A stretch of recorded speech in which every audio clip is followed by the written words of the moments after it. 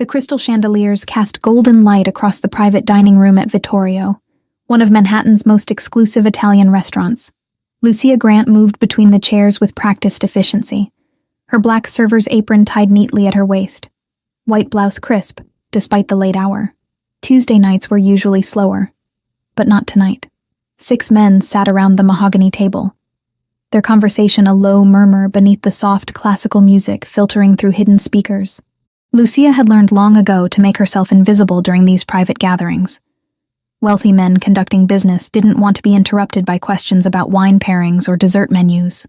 She placed a fresh bottle of Barolo on the table, careful not to let the glass clink against the surface. The man at the head of the table didn't look up, his attention fixed on the leather portfolio spread before him. Alexander Bellini. Even if the manager hadn't briefed the staff with hushed urgency about tonight's guest, Lucia would have recognized power when she saw it. He wore a charcoal suit that probably cost more than she made in 6 months, tailored so perfectly it seemed molded to his frame. Dark hair swept back from a face that belonged on old Italian statues, all sharp angles and commanding presence. His eyes, a deep brown that caught the light when he shifted, scanned documents with the kind of focus that made everything else in the room fade into background noise.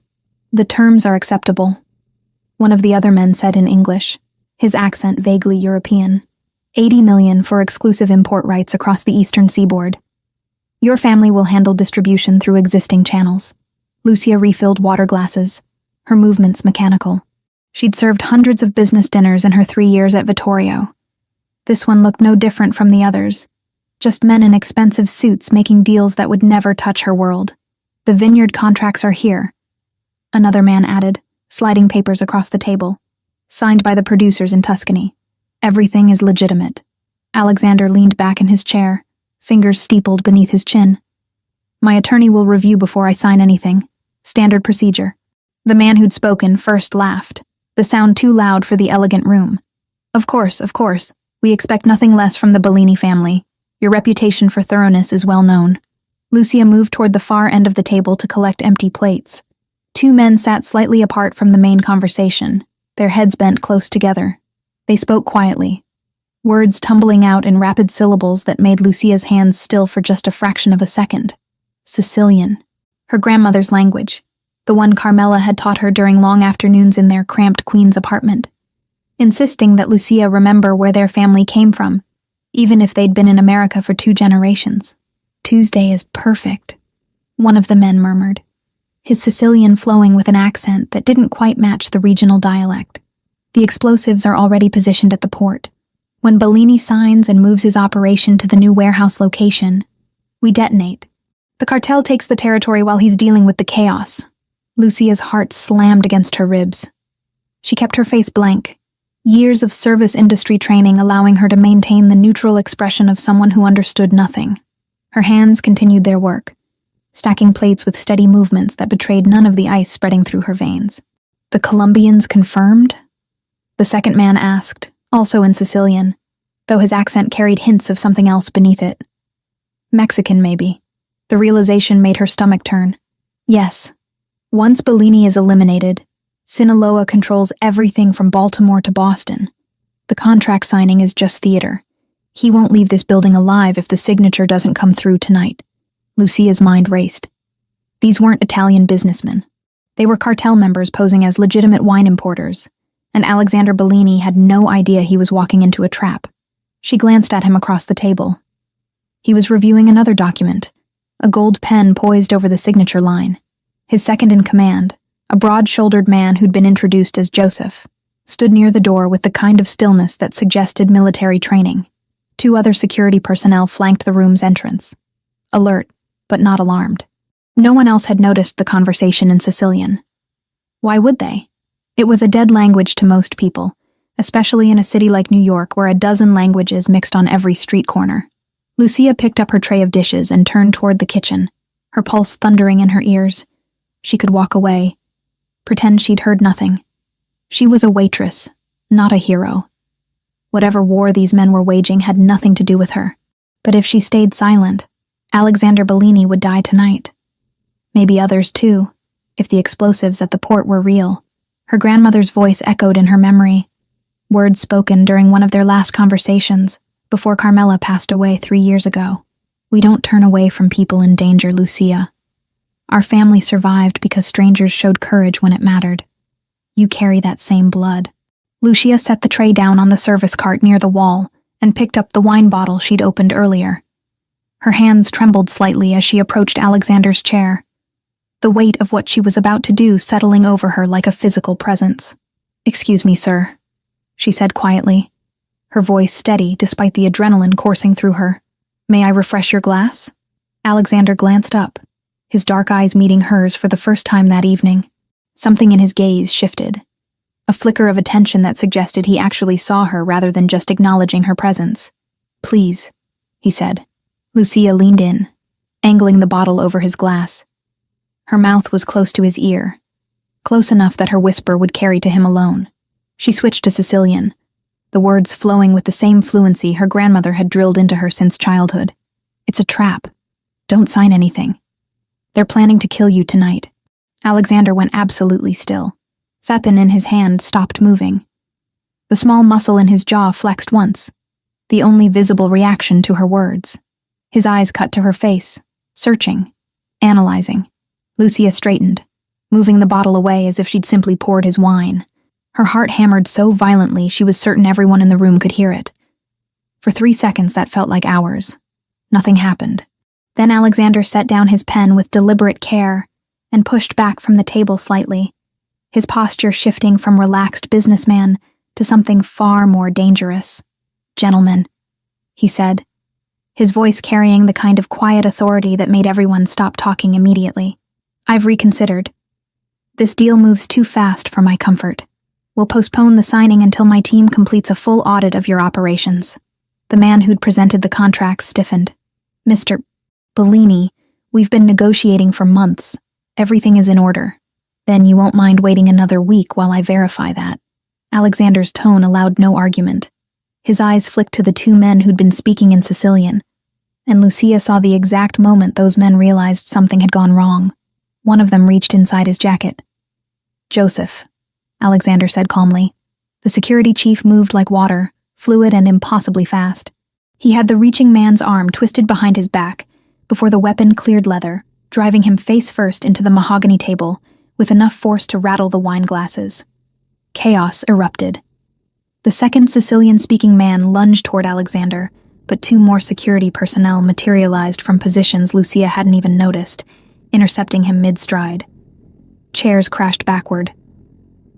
One of the other businessmen shouted something in Spanish, confirming Lucia's suspicions about the cartel connection. Alexander remained seated, utterly composed, as his people subdued the attackers with professional efficiency. Within 90 seconds, all 5 supposed businessmen were on their knees, hands secured behind their backs with zip ties that Joseph produced from somewhere inside his jacket. "Clear the weapon," Alexander ordered, his eyes never leaving the men on the floor. "Check them all." Joseph and his team found 4 handguns, 2 knives, and what looked like a phone detonator on the man who'd spoken about explosives. Alexander examined each item as it was placed on the table in front of him, his expression carved from stone. Lucia had backed against the wall during the commotion, her tray forgotten on the service cart. She pressed her palms flat against the cool plaster, trying to steady her breathing. Alexander's gaze found her across the room. He stood in one fluid movement and crossed the distance between them in 3 strides. Up close, he was taller than she'd realized, easily 6'2" or 6'3". The air around him seemed to vibrate with controlled violence barely held in check. "What's your name?"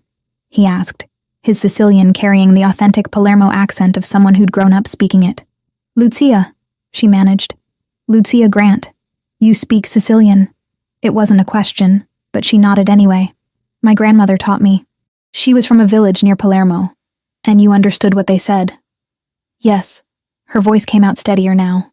"They're not wine importers. They're cartel.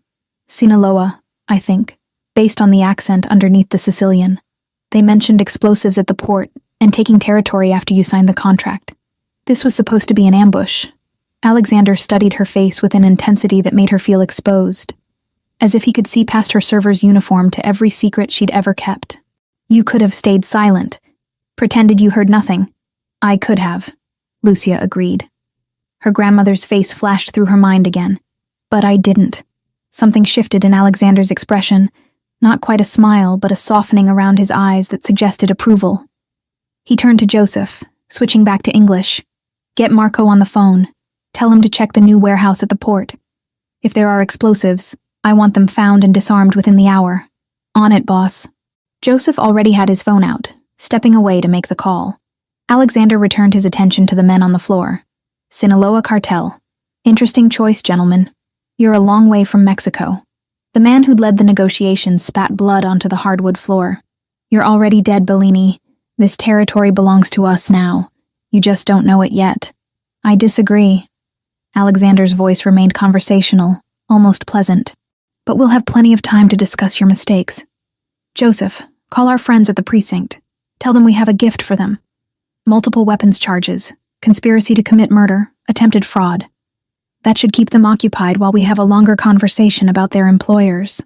Lucia watched the scene unfold with a strange sense of detachment, as if she were observing from outside her own body. 10 minutes ago, she'd been a waitress worried about whether Table 7 needed more bread. Now she stood in the middle of what was clearly a mob operation, having just saved the life of one of New York's most powerful crime bosses, Miss Grant. Alexander's voice pulled her back to the present. Don't leave yet. We need to talk. It wasn't a request. Lucia nodded mutely, her throat too dry for words. The next 20 minutes passed in organized chaos. Police arrived with surprising speed, though the officers who entered the private dining room greeted Joseph by name and seemed unsurprised by the scene they found. The supposed businessmen were led away in handcuffs, still protesting their innocence despite the weapons and detonator sitting in evidence bags. Through it all, Alexander orchestrated everything from his position at the table, making calls on a slim black phone, issuing quiet orders that were followed without question. Lucia remained where he'd told her to stay, watching this man command an invisible empire with nothing more than tone and presence. Finally, Joseph returned from the hallway, where he'd been coordinating with someone on his phone. Marco found them, boss. 3 devices positioned throughout the new warehouse, just like she said. Bomb squad is handling it now, but Marco estimates they had enough explosives to level the entire building and take out half the block. Alexander's jaw tightened, the only visible reaction to the news that he'd been hours away from a catastrophic attack. His eyes found Lucia again, and this time she saw something she hadn't expected in those dark depths. Gratitude. And beneath it, a spark of interest that had nothing to do with business. Clear the room, he told Joseph. Everyone out except Miss Grant. The security team filed out efficiently, closing the heavy wooden door behind them with a soft click. Suddenly, the private dining room felt much smaller, the air between Lucia and Alexander charged with an energy she couldn't quite name. He gestured to one of the chairs at the table. Sit, please. Lucia crossed the room on legs that felt disconnected from her body and lowered herself into the chair, acutely aware of how out of place she looked in her server's uniform surrounded by the wreckage of the interrupted business deal. Alexander took the seat beside her rather than across the table, close enough that she could smell his cologne, something expensive and understated with notes of sandalwood and citrus. You saved my life tonight, he said quietly. Do you understand that? Lucia swallowed hard. I just did what anyone would do. No. The word came out flat, final. Most people would have pretended they heard nothing. Self-preservation is a powerful instinct, especially when crime families and cartels are involved. But you chose to warn me anyway. Why? She thought about lying, about giving him some noble reason that would make her sound brave rather than foolish. But something in his gaze demanded honesty. My grandmother always said we don't turn away from people in danger. That courage matters, even when it's scary. Lucia twisted the small gold earrings her grandmother had given her, a nervous habit she'd never broken. And I guess I couldn't live with myself if I'd let you walk into a trap when I could have stopped it. Alexander leaned back in his chair, studying her with that same unnerving intensity. Your grandmother sounds like a wise woman. She was. Carmela Grant, born Carmela Rizzo in Sicily. She came here when she was 20 and never went back. But she made sure I knew where we came from. When did she pass? 3 years ago. The familiar ache settled in Lucia's chest. She raised me after my parents died in a car accident. I was 9. I'm sorry. The condolence sounded genuine rather than reflexive. My parents were also from Palermo. They came to New York in the 70s, built their business from nothing. Lucia didn't ask what business. She had a pretty good idea, and naming it felt dangerous. The cartel will know you interfered, Alexander said, his tone shifting to something more serious. When those men are interrogated, they'll talk about what happened here tonight. Your involvement won't stay secret. The ice that had started to thaw in Lucia's veins returned with a vengeance. She hadn't thought that far ahead, hadn't considered the consequences beyond the immediate moment of warning him. What does that mean? Her voice came out smaller than she wanted. It means you're in danger now. Sinaloa doesn't forgive witnesses, especially ones who cost them this much. Alexander's expression hardened. I won't let anything happen to you because you saved my life. You're under my protection now, whether you want it or not. Lucia's first instinct was to argue, to insist she could take care of herself the way she always had, but the certainty in his voice, the absolute conviction that he could keep her safe, made the protest die in her throat. I don't even know you, she whispered. No, Alexander agreed. But after tonight, that's going to change. Lucia barely slept that night. She'd gone home to her studio apartment in Astoria around 2 a.m, escorted by 2 of Alexander's men who insisted on checking every corner of her building before letting her climb the stairs alone. They stayed in a black sedan across the street, windows tinted, exhaust pipe releasing steady clouds into the cold air. She lay in bed staring at the ceiling, replaying the events at Vittorio over and over, the Sicilian conversation, Alexander's face when she'd whispered the warning, the guns, the zip ties, the casual efficiency with which his people had handled armed cartel members like they were dealing with unruly children. What had she gotten herself into? The knock on her door came at 7:45, sharp and authoritative. Lucia jerked upright, her heart immediately racing. She pulled on jeans and a sweater, fingers clumsy with adrenaline, and peered through the peephole. 2 men in dark suits stood in the narrow hallway. Not the same ones from last night, but they had that same quality of controlled alertness that marked them as Alexander's people. Miss Grant, the taller one said when she cracked open the door. Mr. Bellini requests your presence. We're here to escort you. Requests. As if she had a choice. Give me 5 minutes, Lucia said. She brushed her teeth, splashed water on her face, and pulled her hair into a ponytail with shaking hands. No makeup, no time to care about appearances. She grabbed her phone, her keys, and the small purse that held her license, and the $63 currently in her checking account. The men led her downstairs to a different sedan, this one charcoal gray with tinted windows that made it impossible to see inside from the street. Lucia slid into the back seat, the leather cold even through her jeans. They drove in silence. Morning traffic clogged the streets, taxis honking, delivery trucks double-parked, the city slowly waking to another Wednesday. Lucia watched it all through the window, wondering if this was the last time she'd see her neighborhood as a free woman. The sedan pulled up in front of a glass tower in the financial district, all sleek lines and reflective surfaces that caught the weak November sunlight.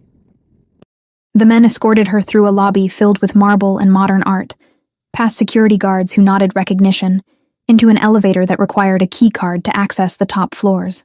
Lucia's stomach dropped as they ascended. 42 floors, according to the digital display. The doors opened onto a reception area that looked like something from an architecture magazine. Minimalist furniture, floor-to-ceiling windows, abstract paintings that probably cost more than her car. A woman in her 30s with sharp eyes and an expensive suit looked up from behind a glass desk. Miss Grant, Mr. Bellini is expecting you. She was led down a hallway lined with closed doors, past what looked like conference rooms and executive offices, to a corner suite at the end. One of the escorts knocked twice and opened the door without waiting for a response. Alexander stood at the windows, his back to the room, phone pressed to his ear. He wore another impeccable suit, this one navy blue, his hair still damp from a recent shower. The office was massive, easily twice the size of Lucia's entire apartment, dominated by a desk that looked carved from a single piece of dark wood. I don't care what it costs, Alexander said into the phone, his tone flat and final. I want every port facility checked by tonight. If you find anything else, you call me immediately. He ended the call and turned. His eyes found Lucia immediately, sweeping over her casual clothes and bare face with an assessment that felt both thorough and strangely non-judgmental. Sit, he said, gesturing to one of the leather chairs facing his desk. Lucia sat. The escorts left, closing the door behind them with a quiet click that felt ominous. Alexander moved around his desk but didn't sit. He leaned against the front edge, arms crossed, studying her with the same intensity he'd shown last night. "How much do you know about the Sinaloa cartel?" he asked without preamble. "Only what I see on the news. Drugs, violence, Mexico." Lucia's voice came out steadier than she felt. "Why? Because they put a price on your head last night." The words hit like a physical blow. Lucia gripped the arms of the chair, her knuckles going white. "What?" "The men we arrested talked. They always do, eventually." Alexander's expression remained neutral, but something in his eyes suggested anger beneath the calm surface.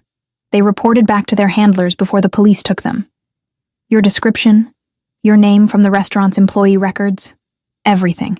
Sinaloa doesn't forgive witnesses, especially ones who cost them an $80 million operation and a foothold in New York." Lucia's mouth went dry.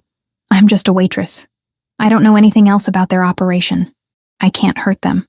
You already did. And in their world, that's enough." Alexander's jaw tightened. "I'm not telling you this to scare you, though you should be scared. I'm telling you because you need to understand the situation. These people will find you. It's not a question of if, but when. You have maybe 24 hours before they locate you, and when they do, they won't be interested in conversation." Panic clawed up Lucia's throat. She forced it down, forced herself to think. "Then I'll leave, disappear. I can be on a bus to somewhere by this afternoon." "Where?" Alexander's question was gentle, but pointed. "You have family somewhere? Friends in another state who can hide you?" Lucia stopped. She had no one. Carmela had been her only family, and the friends she'd made over the years were casual acquaintances at best. People she'd shared shifts with but never let get close. "I'll figure it out." "You won't have time to figure it out." Alexander straightened, his full height suddenly imposing in the quiet office. "But I can protect you. I have resources, safe locations, people who can keep you alive while we handle the cartel problem." "Why would you do that?" The question burst out before Lucia could stop it. "You don't owe me anything. I just did what anyone should do, but most people wouldn't have." Alexander moved closer, stopping a few feet from her chair. "You saved my life, Miss Grant. In my world, that creates a debt. More than that, you're in danger specifically because you helped me. I don't let people suffer for loyalty, especially not someone like you. Someone like me," Lucia repeated, almost laughing. "A waitress who speaks Sicilian? Someone brave enough to speak up when it mattered." His gaze held hers. "That's rare, valuable, and I protect what's valuable." The way he said valuable made something flutter in Lucia's chest, a sensation she firmly pushed aside. This wasn't about attraction or interest. This was about survival. "What does protection mean exactly?" she asked. "A secure location where the cartel can't reach you. Security personnel to ensure your safety. Time for my people to handle the threat permanently." Alexander returned to his desk, pulling a manila folder from the top drawer. "I'm offering you a choice. You can accept my help, or I can arrange for you to leave the country. New identity, passage to Italy, enough money to start over somewhere Sinaloa won't look." He slid the folder across the desk. Inside, Lucia found a passport with her photo, but a different name, Anna Russo. Plane tickets to Rome dated for tomorrow morning. A bank card, with what looked like a substantial balance based on the paperwork clipped to it. "You made these overnight?" she asked, stunned. "I have people who handle such things." Alexander's tone suggested this wasn't unusual for him. "The passport will pass any inspection. The money is clean, untraceable. You could be in Italy by tomorrow afternoon, completely off their radar." Lucia stared at the documents, her mind spinning. A new life. A fresh start in the country her grandmother had left behind. Free from danger. Free from the cartel. Free from everything she'd built here. "No," she heard herself say. Alexander's eyebrows rose slightly. "No?" "No." Lucia pushed the folder back across the desk. "I'm not running away from my life because some criminals are mad I interfered with their plan. I've worked for everything I have here. It's not much, but it's mine. I'm not giving that up." For a long moment, Alexander simply looked at her. Then something that might have been respect flickered across his face. "You understand they will try to kill you." I understand you said you could protect me. Lucia met his gaze directly. So protect me. But I'm not leaving New York. Alexander leaned back in his chair, a small smile tugging at the corner of his mouth. You're either very brave or very foolish. Maybe both. Lucia managed a shaky smile of her own. My grandmother would probably say I inherited her stubborn streak. Tell me about her.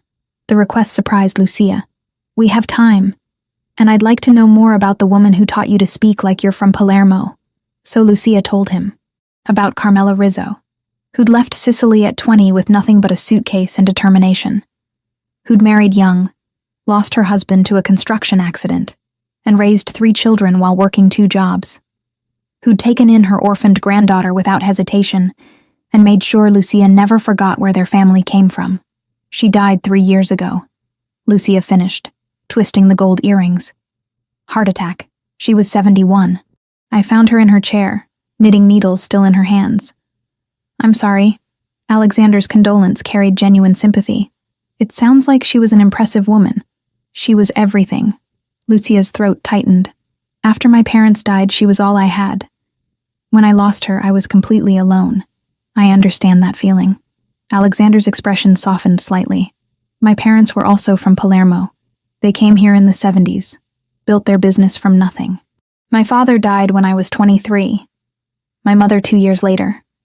I have a younger sister, Lauren, but I keep her far away from my world. She lives in Boston, works as a teacher, has no idea about most of what I do. That must be hard, Lucia said quietly. Keeping that distance. It keeps her safe. Alexander's jaw tightened, which is what matters. She has a normal life, a good life, that's worth more than closeness. They sat in silence for a moment, 2 people who'd lost too much finding unexpected common ground in an office 42 floors above the city. So what happens now? Lucia finally asked. Alexander stood, decisiveness returning to his posture. Now we get you to a secure location. I have an apartment in Tribeca. Not a penthouse. Just a functional space we use for people who need protection. It's monitored, secure, and the cartel won't find it. For how long? As long as it takes to eliminate the threat. He pulled a business card from his pocket, black with silver lettering and a single phone number. This is my personal line. You need anything, you call. Day or night. No one else has this number except my sister and my second in command. Lucia took the card, the weight of it somehow significant in her palm. Thank you. Don't thank me yet. You're about to spend days, maybe weeks, confined to an apartment with security watching your every move. It's protective custody, not a vacation. Still better than being dead. Lucia stood, shouldering her purse. When do we go? Now. The apartment in Tribeca was exactly as Alexander had described. Functional, rather than luxurious. 2 bedrooms, a living area with reinforced windows, a kitchen stocked with basics. The security was subtle, but present. Cameras in the hallway. Guards rotated in 8-hour shifts outside the door. Lucia spent the day alternating between pacing and sitting. Her mind unable to settle. She'd called her manager at Vittorio, claiming a family emergency that would keep her away for a while.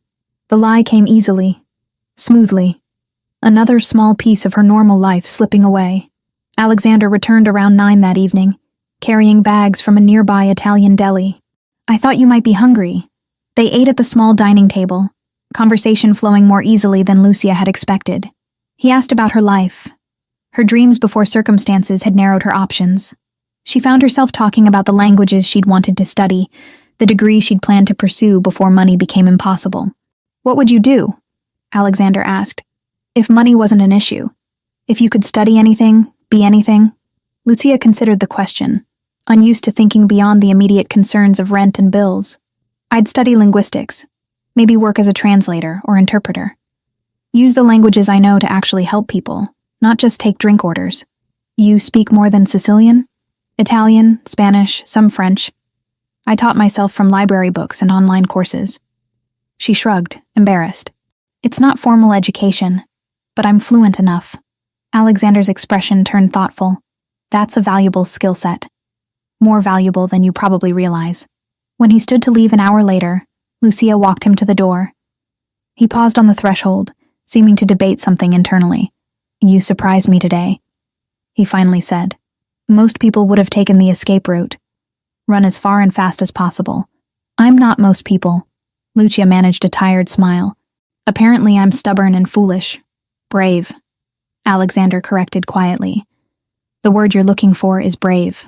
Their eyes held for a moment too long, something unspoken passing between them in the narrow entryway. Then Alexander cleared his throat and stepped back. Get some rest. Tomorrow we'll figure out what comes next.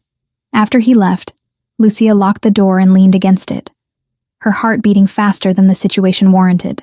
She pulled out the business card he'd given her, running her thumb over the embossed numbers. Alexander Bellini, crime boss, dangerous man, her only protection against people who wanted her dead. And somehow, against all logic, someone she was beginning to trust. 7 days in the Tribeca apartment felt like 7 years. Lucia had always considered herself adaptable, someone who could make the best of any situation. But confinement tested that belief in ways she hadn't anticipated. The space itself was comfortable enough. Clean sheets, a functional kitchen, windows that let in filtered sunlight through bulletproof glass. But knowing she couldn't leave, couldn't even step outside for a walk without armed escorts, made the walls press closer each day. She filled the hours with whatever she could find, reading on her phone until her eyes burned, cooking elaborate meals from the groceries that appeared like clockwork every other morning, watching the street below through those reinforced windows, counting taxis, studying pedestrians, searching for any sign of the danger Alexander insisted was still hunting her. The security detail rotated every 8 hours. Different faces but the same watchful silence, men and women who nodded politely when she offered coffee, but never engaged in actual conversation. They were there to protect her, not befriend her. On the 7th morning, Lucia was staring at her 3rd cup of coffee when her phone buzzed with an unfamiliar number. She almost didn't answer, then recognized the area code from Alexander's business card. Miss Grant.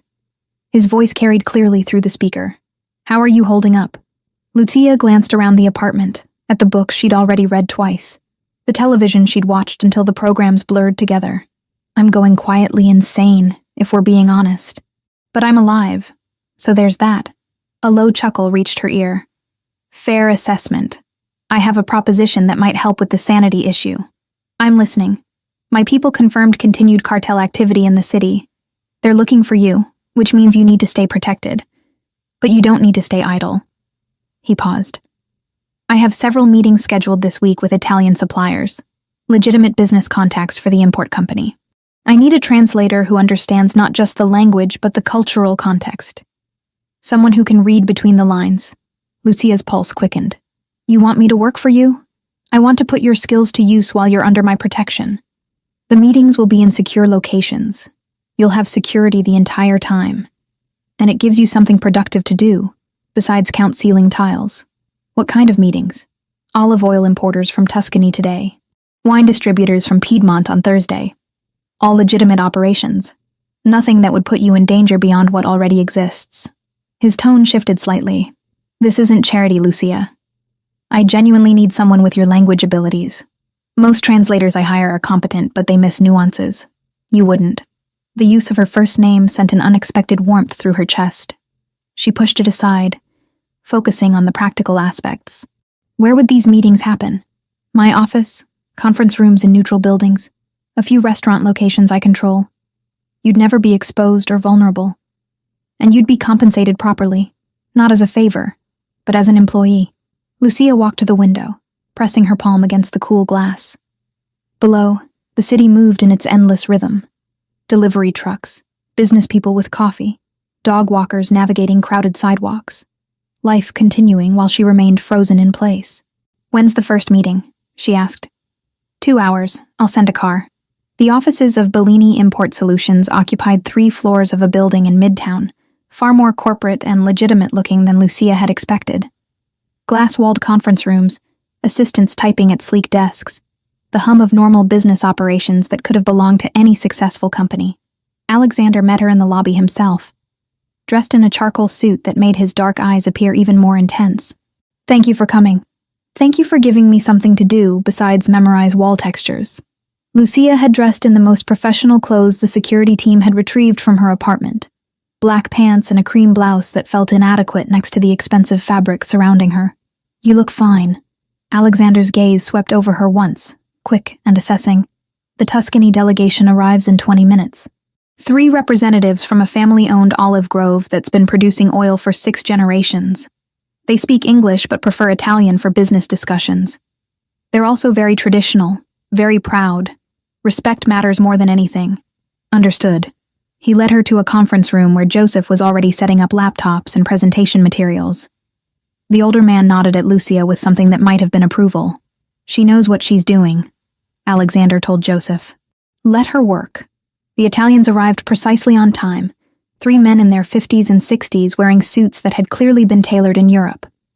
They greeted Alexander with warm handshakes and careful formality, then turned curious eyes on Lucia when Alexander introduced her.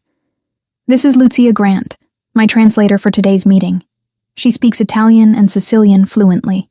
The oldest of the 3, a man with silver hair and weathered hands, addressed her directly in rapid Italian. Your family is from Italy, Signorina? The honorific meant miss, but it felt like a test. My grandmother came from Sicily, Lucia replied in the same language, matching his regional accent without thinking. A small village near Palermo. She made sure I learned properly. Not the broken Italian Americans usually speak. Something lit in the old man's eyes. Ah, a true daughter of Sicily. Your grandmother taught you well. I am Antonio Ricci, and these are my brothers, Marco and Giuseppe. We are very pleased to meet you. The tension in the room immediately softened. What could have been a formal, guarded negotiation transformed into something closer to a conversation between family. Antonio and his brothers relaxed in their chairs, their Italian flowing more freely as Lucia translated back and forth between them and Alexander. But she did more than simply convert words. When Antonio used a phrase that referenced an old Tuscan saying about quality versus quantity, Lucia didn't just translate literally. She explained the cultural context to Alexander, the deeply held belief among traditional producers that rushing meant sacrificing excellence. When Alexander proposed distribution terms, Lucia softened the language slightly, framing it in a way that emphasized partnership rather than transaction. The Ricci brothers responded with enthusiasm, rather than the defensive posturing that had apparently stalled previous negotiations. 2 hours later, they had a preliminary agreement that Joseph described as the best terms anyone had managed to extract from the notoriously difficult Ricci family in 5 years of trying. Antonio clasped Lucia's hands as they prepared to leave. You have a gift, Signorina. Miss, not just for language, but for understanding people. Your grandmother would be very proud. After the Italians departed, Alexander turned to Lucia with an expression she couldn't quite read. You were remarkable. I just translated. No. He shook his head. You read them, understood what mattered to them, and adjusted the conversation accordingly. That's not translation. That's negotiation at a level most people never achieve. Warmth flooded Lucia's cheeks. My grandmother always said language is about connection, not just words. She was right. Alexander checked his watch. It's nearly 7. Have you eaten? Not since breakfast. There's a place in the West Village I think you'd like. Nothing fancy, just good food and quiet atmosphere. He paused. Consider it a professional dinner. We can discuss how the other meetings this week should be structured. Lucia knew she should probably decline, maintain some kind of boundary between her situation and whatever this was becoming. But the thought of going back to that apartment, to the silence and the waiting, made the decision easy. I'd like that. The restaurant occupied a narrow brownstone on a tree-lined street, the kind of place tourists would walk past without noticing. No sign outside, just a discreet number above an unmarked door. Alexander led her through to a back room where 6 tables were scattered across worn wooden floors. The owner, an elderly Italian woman who called Alexander by his first name, seated them at a corner table and disappeared into the kitchen without taking their order. She'll bring whatever she made today, Alexander explained. Maria doesn't believe in menus. You eat what she cooks or you go somewhere else. My grandmother was the same way. Lucia smiled at the memory. She'd spend all day making Sunday dinner and get offended if you didn't eat 3 helpings of everything. Did you cook with her? Every weekend. She taught me to make sauce from scratch, to roll pasta by hand, all the old recipes her mother had taught her. Lucia traced the grain of the wooden table with one finger. After she died, I couldn't bring myself to make any of it. Too many memories. Alexander nodded slowly. I understand that. My mother's kitchen was her domain. After she passed, my sister tried to cook her recipes, but it never tasted right. Like something essential was missing beyond just the ingredients. Maria returned with wine, a deep red that tasted like earth in summer. Then came plates of food, simple preparations that showcased quality ingredients. Grilled vegetables, fresh mozzarella, bread still warm from the oven. They ate and talked, the conversation flowing between personal history and present circumstances. Lucia told him about her dreams of studying languages. The scholarship applications she'd filled out before her grandmother's medical bills consumed what little savings they had. I worked at a coffee shop in college, she explained. Took night classes when I could afford them. Made it through 2 semesters before the money ran out completely. After Carmela died, I had to drop out and work full-time just to cover rent. That's when you started at Vittorio? No, I worked at 3 other restaurants first. Vittorio was actually a step up. The pay was better and the clientele tipped well if you kept your head down and didn't cause problems. Until you decided to cause a very specific problem by saving my life. Lucia met his gaze across the table. I'd do it again. Even knowing what it cost me. Why? Alexander leaned forward slightly. You lost your job. Your apartment, essentially. Your normal life. Most people would regret that decision by now. Because letting you die would have cost me more. She struggled to articulate the feeling. I would have lost myself. The person my grandmother raised me to be. Some things matter more than convenience or safety. Something shifted in Alexander's expression. A softening around his eyes that made him look younger, less guarded. Your grandmother raised someone remarkable. Before Lucia could respond, Maria appeared with dessert, effectively ending the moment. But the warmth in Alexander's gaze lingered, even as the conversation shifted to safer topics. They were walking to the car an hour later when Lucia noticed the headlights. A dark sedan had been parked across the street when they arrived. Now it pulled away from the curb the moment they stepped outside, moving slowly in their direction. Alexander's hand found her elbow immediately, his grip firm but not painful. Get in the car. Now. His driver already had the engine running, passenger door open. Lucia slid into the back seat as Alexander joined her, his body angling to shield hers from the street. Joseph appeared from somewhere, phone already at his ear. We've got a tail, the driver said, his voice calm despite the tension crackling through the vehicle. Black sedan, 2 occupants visible, following since we left Midtown. Alexander's jaw tightened. Lose them. Don't let them track where we're going. The next 15 minutes passed in a blur of turns and acceleration. The driver navigated the city streets with precision, using traffic and timing to put distance between their car and the pursuing sedan. Lucia gripped the door handle, her heart hammering as they wove through intersections and doubled back on their route twice. Finally, after a series of turns that left Lucia completely disoriented, the driver spoke again. Clear. They lost us near Union Square, but Alexander didn't relax. They know she's mobile now. They'll be watching, waiting for another opportunity. He turned to Lucia, his expression grim. The Tribeca apartment isn't safe enough anymore. They're actively hunting, which means we need better security. Where then? I have a property in Greenwich, Connecticut. About 45 minutes from the city, gated, monitored, much harder to approach without being detected. He pulled out his phone, already typing. We go there tonight. You pack whatever you need from the apartment, and we leave within the hour. Lucia wanted to argue, to insist this was too much, that she didn't want to be more in his debt than she already was. But the memory of those headlights, the deliberate way that sedan had followed them, silenced the protests. Okay, she said quietly.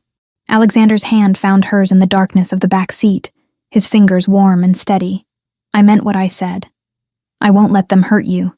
Lucia believed him. That should have frightened her more than the cartel did, this growing trust in a man whose world was built on violence and power. But sitting in that car, his hand wrapped around hers, she couldn't bring herself to care about the logic of it. She was safe. For now, that was enough to hold on to. 3 weeks in Greenwich felt like stepping into a different world. The property sat at the end of a private road, surrounded by mature trees that created a natural barrier from curious neighbors. The house itself was understated for someone of Alexander's means, a colonial-style home with cream-colored siding and black shutters, gardens that had been professionally maintained, but not ostentatiously designed. Lucia had expected something more fortress-like, all surveillance equipment and armed guards patrolling the perimeter. Instead, the security was subtle.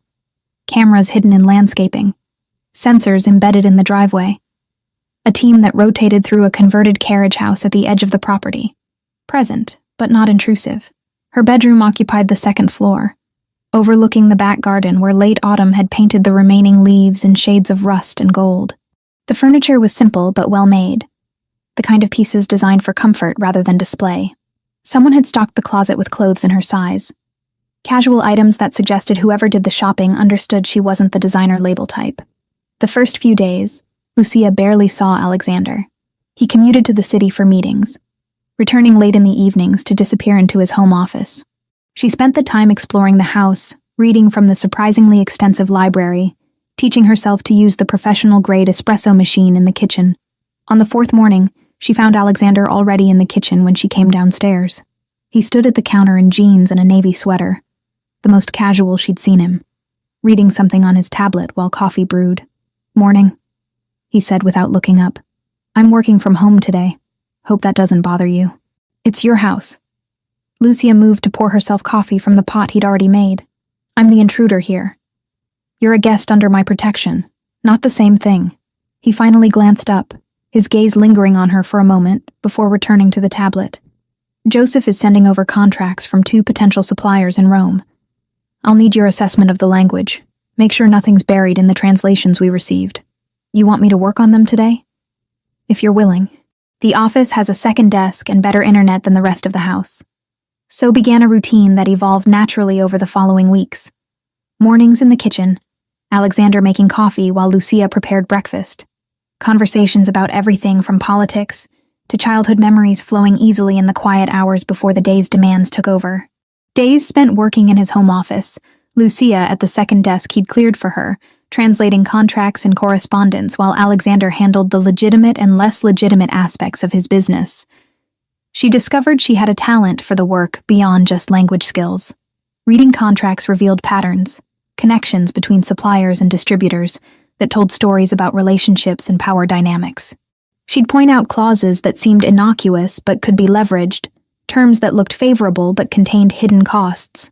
"You should have studied business along with languages," Alexander commented one afternoon, reviewing her notes on a particularly complex wine distribution agreement. "You have an instinct for it. My grandmother used to say I noticed what people didn't say more than what they did." Lucia stretched in her chair, her back tight from hours at the computer. "Same skill, just applied differently.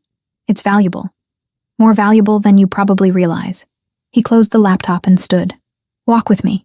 I need to clear my head and you've been staring at screens all day." The garden paths wound through what had probably once been formal landscaping, but had softened with time into something more natural. They walked in comfortable silence. The November air crisp but not yet bitter, leaves crunching underfoot. "Tell me something," Alexander said eventually. "What would you be doing right now if none of this had happened? If you were still working at Vittorio, living your normal life?" Lucia considered the question. "Probably getting ready for a dinner shift. Checking my bank account to see if I could afford new shoes since mine have holes in the soles. Planning how to stretch my grocery budget for another week. That's existence, not living." It was my existence. My life. She bent to pick up a particularly vibrant red leaf, twirling it between her fingers. I didn't hate it. It wasn't what I dreamed of. But I was independent, taking care of myself. That mattered. And now? Now I'm in a beautiful house, doing work I actually enjoy, but I can't leave without armed guards, and I'm here because someone wants me dead. She released the leaf, watching it spiral away in the breeze. "I don't know what this is." Alexander stopped walking, turning to face her. "It's temporary. The situation with the cartel, I mean. My people are working on it. Once it's resolved, you can go back to your life if that's what you want." "Is it?" Lucia met his gaze. "What I want, I mean. Do I get a say in any of this?" "You've always had a say. I'm not keeping you prisoner." "Aren't you?" The words came out sharper than intended. "I'm grateful for the protection, truly. But let's not pretend I have real freedom here. I go where you say, when you say, with whoever you assign to watch me. My entire life is in your hands." Alexander's jaw tightened. "Because the alternative is you dead in an alley somewhere. Forgive me for prioritizing your survival over your independence. I'm not ungrateful. I just want to understand what happens when this is over. Do I go back to being a waitress? Do I disappear with that fake passport you made? What's the endgame here? I don't know. The admission seemed to cost him something. I haven't thought that far ahead because right now, keeping you alive is the only thing that matters. Before Lucia could respond, his phone buzzed. Alexander glanced at the screen, his expression immediately hardening. I need to take this. We'll continue this conversation later. He strode back toward the house, already speaking rapidly into the phone in Italian. Lucia followed more slowly, that familiar feeling of being adrift settling over her again. That evening, Alexander's sister arrived unannounced. Lucia was in the kitchen preparing dinner when she heard voices in the foyer.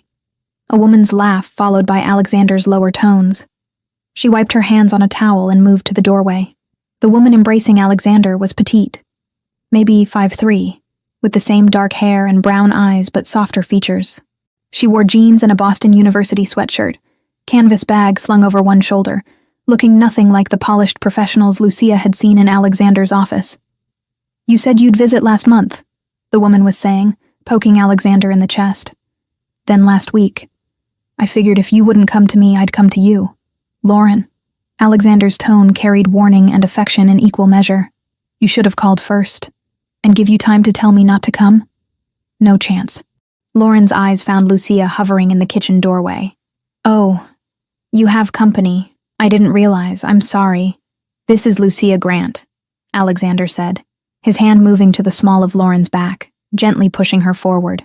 Lucia, my sister Lauren, who apparently doesn't understand boundaries, says the man whose entire business is crossing boundaries.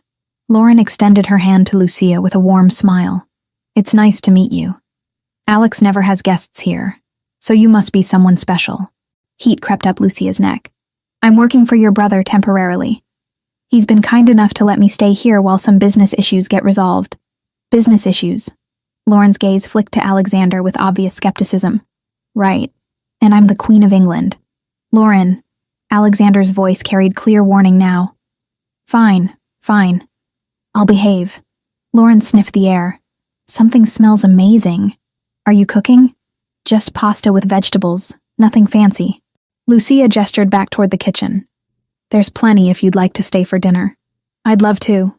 The meal passed pleasantly, Lauren filling the conversation with stories about her students, the chaos of teaching middle school, the apartment she'd recently moved into in Cambridge.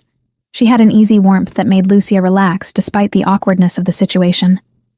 Alexander watched them interact with an expression Lucia couldn't quite read, something between contentment and concern. After dinner, Lauren insisted on helping with dishes, while Alexander took a call in his office. The moment he left the room, Lauren turned to Lucia with sharp intelligence in her eyes. So, what's really going on here? I told you.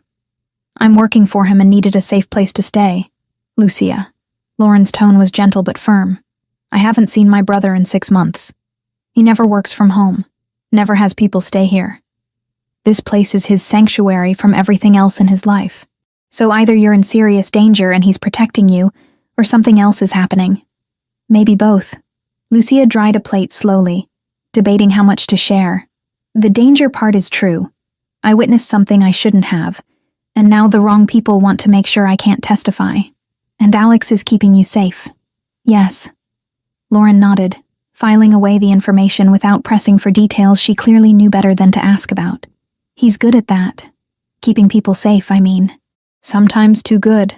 He thinks if he controls every variable, nothing bad can happen to the people he cares about. I'm not sure I qualify as someone he cares about. I'm more of an obligation. You're in his house, eating dinner at his table, working in his office. Lauren's gaze was knowing. My brother doesn't do obligations here. This is where he comes to get away from all that. If you're here, it's because he wants you here. The words settled into Lucia's chest, warm and unsettling in equal measure. Lauren stayed through the weekend, sleeping in one of the guest rooms, filling the house with energy it had lacked before. She and Lucia fell into easy companionship, cooking together, walking the garden paths, talking about books and travel and the lives they'd imagined for themselves before reality intervened. On Sunday evening, as Lauren prepared to drive back to Boston, she hugged Lucia tightly. Thank you. For what? For whatever you're doing that makes him look less lonely. Lauren pulled back, her eyes serious. Alex has been alone in ways that have nothing to do with company. He keeps everyone at a distance because he thinks that's what protects us. But you're here, and he's different, present. That's not nothing. After Lauren left, the house felt quieter, emptier. Lucia found Alexander in his office, staring at his computer screen without really seeing it. "Your sister is wonderful," she said from the doorway. "She's a menace," but affection softened the words. "Did she interrogate you about being here?" She was curious. "I didn't tell her anything specific." "Good. The less she knows about my world, the safer she is." He turned in his chair to face Lucia fully. "She likes you. Lauren doesn't like people easily. The feeling is mutual." They stood in silence for a moment, something unspoken hanging in the air between them. Then Joseph appeared in the hallway behind Lucia, his expression grim. "Boss, we need to talk. It's about the Sinaloa situation." Alexander's entire posture shifted, the warmth draining away. "My office. Now." Lucia started to leave, give them privacy. But Alexander's voice stopped her. "Stay. This concerns you too." Joseph closed the door behind them, pulling out a tablet that he set on Alexander's desk. "We got intelligence from our contact in Newark. The cartel is changing tactics. They're not going after Lucia directly anymore." "What do you mean?" Alexander's voice was dangerously quiet. "They're planning to hit your operations instead. 3 simultaneous attacks on distribution points in Jersey, Queens, and the Bronx. Maximum damage to force your hand." "Force my hand how?"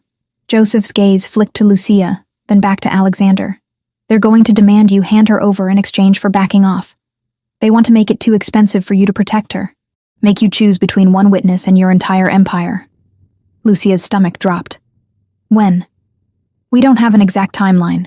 Could be days, could be a week. But it's coming." Alexander stood abruptly, pacing to the window.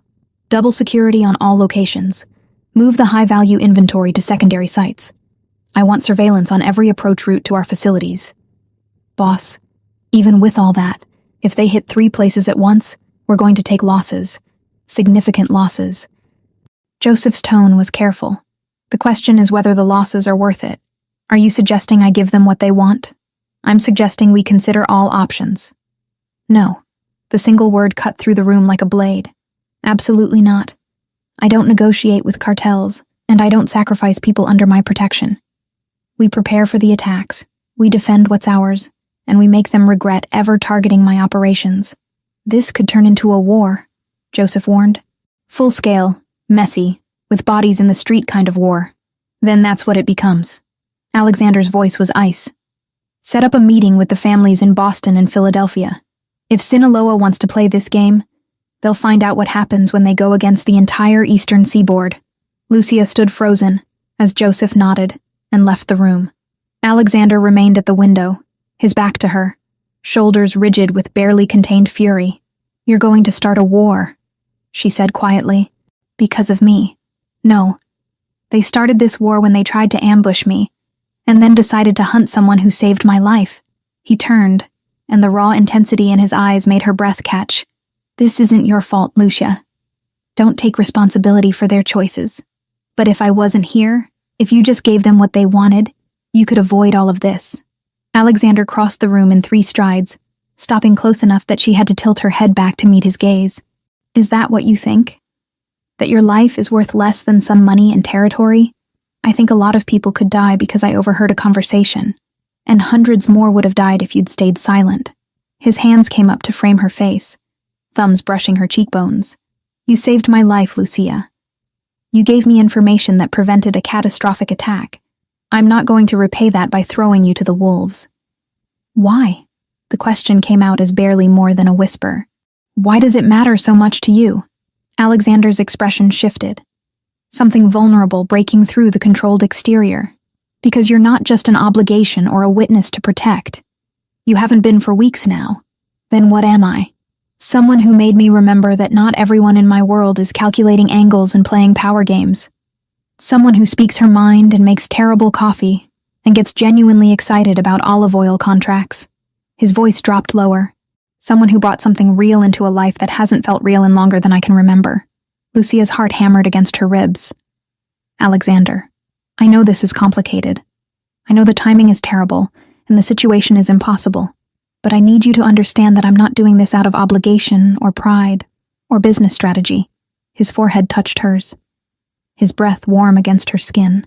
I'm doing this because the thought of them hurting you makes me willing to burn everything down. She closed the final distance between them, her lips finding his in a kiss that felt like inevitability and choice combined. He responded immediately, one hand sliding into her hair while the other wrapped around her waist, pulling her closer. It wasn't the explosive, passionate collision from movies. It was deeper than that. Quieter.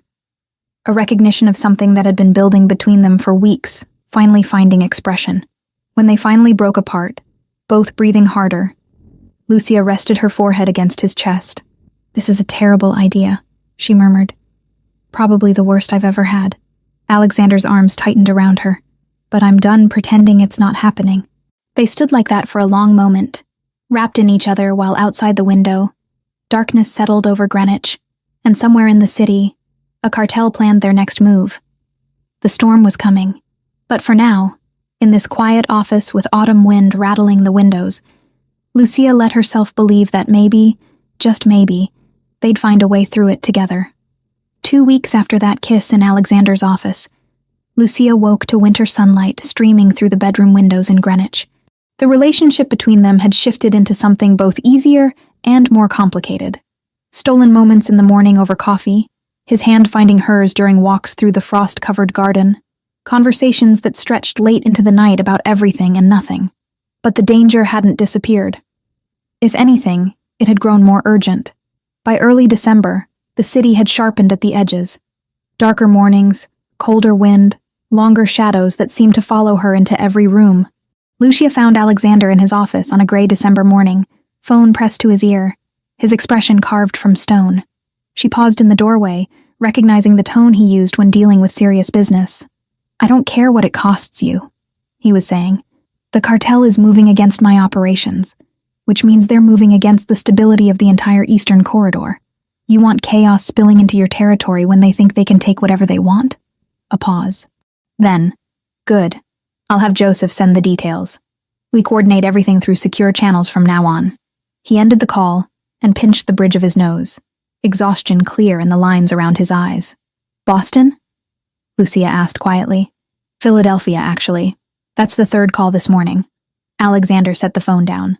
"I've been working on this for 10 days now, trying to get the other families on board with a coordinated response. It's like herding cats, except the cats all have their own armies and trust issues." Lucia crossed the room to stand beside his desk. "Are they agreeing?" "Finally, yes. Boston came around last week. Philadelphia just confirmed this morning. We'll have support if the cartel makes their move." He reached for her hand, pulling her closer. "But it's a delicate alliance. Everyone wants assurances, guarantees, favors in return. Politics even in warfare." "What kind of favors?" "Territory adjustments, percentage points on certain operations, protection agreements for their people if things go sideways." Alexander's thumb traced circles on the back of her hand. "Nothing I'm not willing to give if it means we have the strength to push Sinaloa back permanently." Lucia had been spending her days doing more than just translating contracts. Alexander had given her access to communications his people intercepted, messages in Spanish and occasionally Italian that needed decoding. She discovered she had a talent for pattern recognition, connecting dots between seemingly unrelated conversations to build bigger pictures. That afternoon, while Alexander was on yet another negotiation call with Boston, Lucia sat at her desk reviewing the latest batch of intercepted messages. Most were mundane, logistics about shipments and payments, the everyday business of criminal operations. But one conversation made her pause. 2 men discussing a meeting. One voice she didn't recognize, speaking Spanish with a distinctly Mexican accent. The other had the harder edge of Colombian Spanish, subtle differences in pronunciation that her ear caught immediately. She played the audio 3 times, transcribing carefully, then cross-referenced with earlier intercepts. A pattern emerged. The same Colombian voice appeared in 5 different conversations over the past 2 weeks, always arranging meetings, always in Newark. Lucia pulled up the maps Joseph had shared, marking locations mentioned in the conversations. They clustered around an industrial area near the port, several warehouses that the intelligence reports identified as cartel fronts. Alexander. She turned in her chair as he entered the office. I found something. He crossed to her desk immediately, leaning over her shoulder to study the screen. What am I looking at? Intercepted communications over the past 14 days. This voice here, she played a clip, appears consistently. He's Colombian, high-ranking based on how others defer to him, and he's planning a meeting with the cartel leadership in Newark, at one of their warehouse fronts. Alexander's eyes narrowed. When? The conversations don't give an exact date, but based on the context, soon. Within the next week, maybe sooner. Lucia pulled up her notes. They're discussing terms for expanding cocaine distribution through the eastern seaboard. The Colombian is bringing product samples and new supply chain proposals. This is the connection we've been looking for. Alexander straightened, already pulling out his phone. If we can disrupt their supply relationship with the Colombians, we damage their operational capacity significantly. There's more. Lucia hesitated, then pushed forward with the idea that had been forming. I could get inside that meeting. Alexander's head snapped toward her. Absolutely not. Listen to me first. They'll need a translator, someone who speaks both Spanish and English fluently for business negotiations. The cartel leadership probably speaks decent Spanish, but the Colombians will want precision in their contracts. I could pose as a freelance translator, get hired through an intermediary. No. The word was flat, final. You're not walking into a room full of cartel members. That's not even a consideration. But think about it practically. We need evidence that connects their leadership directly to the drug trafficking. Testimony from someone external, someone not affiliated with either organization. That's admissible in court in ways that your people's testimony wouldn't be. Alexander's jaw clenched. I have professionals who handle this kind of work. People trained for infiltration. Joseph didn't flinch. We tried placing one of ours in late October. He was made before he even reached the table. They're paranoid now. New faces get checked, questions get sharper, and anyone who hesitates doesn't get a second chance. Who all have accents that would mark them as American the second they opened their mouths. Lucia stood, facing him directly. I speak Spanish with neutral fluency. I can claim my family is from Argentina if anyone asks. Explain away any inconsistencies. And I understand both the language and the business context well enough to be convincing. The answer is no, Lucia. I'm not risking your life for intelligence. We can get other ways. What other ways? She pressed. You said yourself that the cartel has been careful, keeping their leadership insulated. This is an opportunity to get someone inside their operation who they won't suspect. They'll suspect everyone. These aren't amateurs. Which is exactly why they won't suspect a freelance translator hired through a legitimate channel. Lucia had spent the past hour thinking this through, anticipating his objections. But there's another reason this has to be someone external to your organization. Alexander crossed his arms, his expression dark. I'm listening. You said the cartel has been one step ahead of you multiple times. They knew about the warehouse at the port before you moved operations there. They knew your distribution schedule well enough to plan simultaneous attacks. She met his gaze steadily. Someone inside your organization is feeding them information. The silence that followed was heavy. Alexander's eyes went cold, the kind of cold that suggested violence simmering just beneath the surface. You're certain about this assessment? Not certain, but it's the only explanation that makes sense. Which means any operation you run internally is compromised before it starts. But someone from outside, someone they don't know about, someone they have no reason to connect to you, that could work. Alexander turned away, pacing to the window. She could see him working through the logic, fighting against it, even as he recognized the truth in her words. Even if what you're saying is accurate, he said without turning around, the risk is enormous. If they discover who you really are, if anything goes wrong, I can't protect you in there. I know. You could die, Lucia. Painfully. These people don't show mercy to infiltrators. I understand the stakes. She moved closer to him. But staying hidden forever isn't living.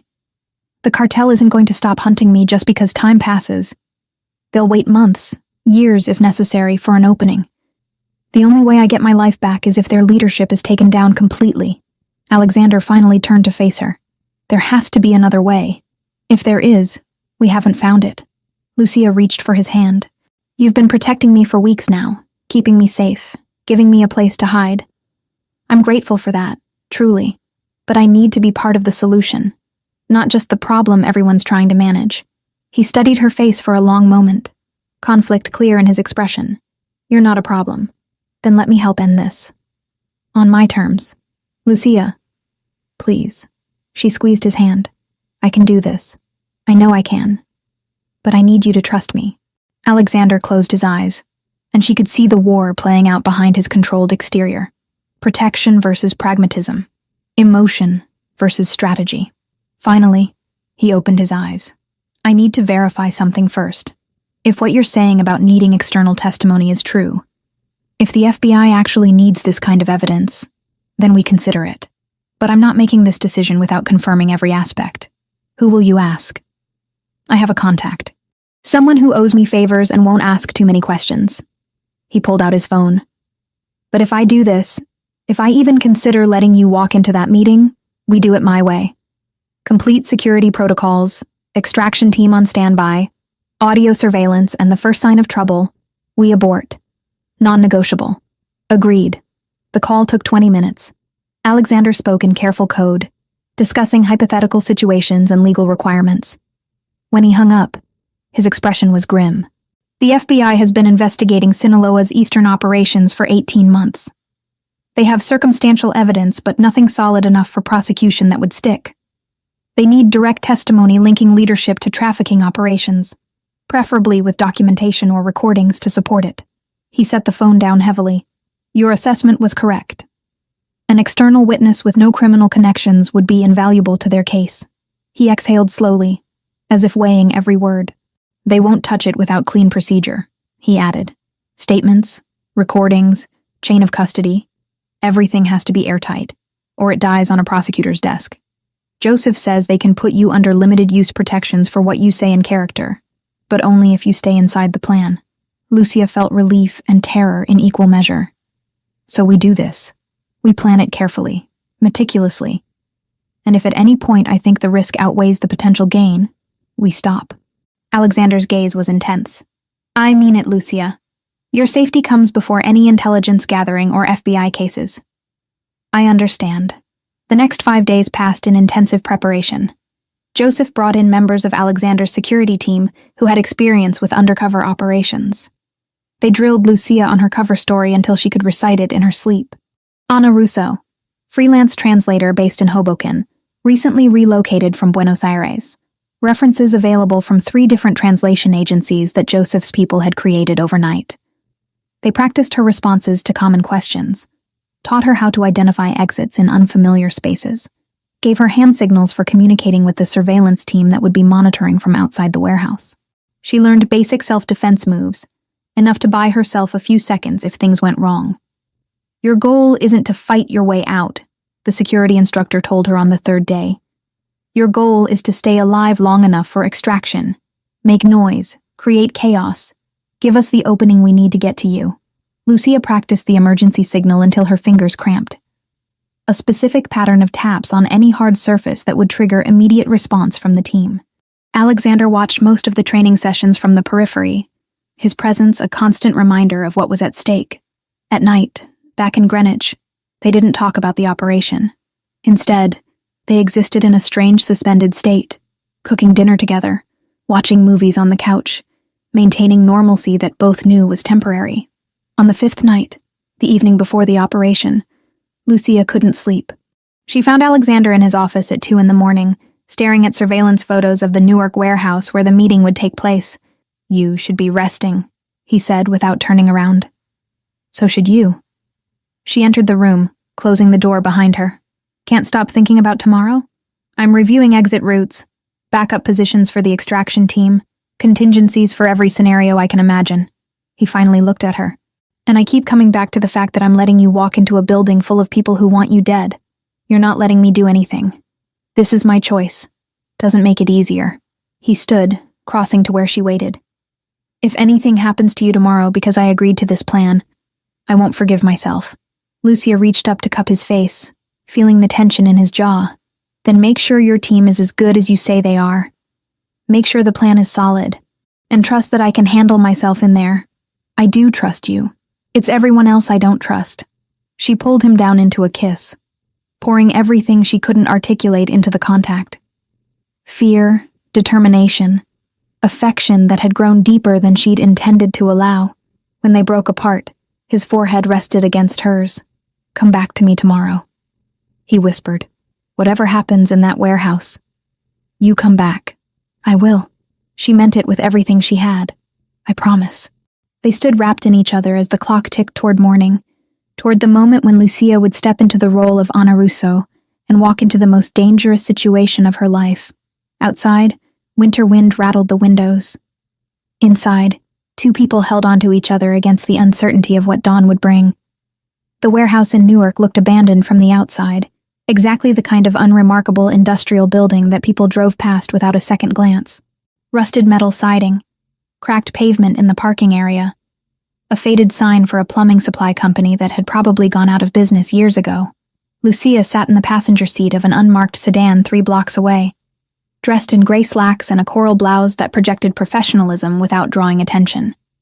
Her hair was pulled into a low bun, minimal makeup, small gold hoop earrings. She looked like exactly what she was supposed to be, a freelance translator hired for a single afternoon's work. "Audio check." Joseph's voice came through the nearly invisible earpiece tucked into her left ear. "Can you hear me clearly?"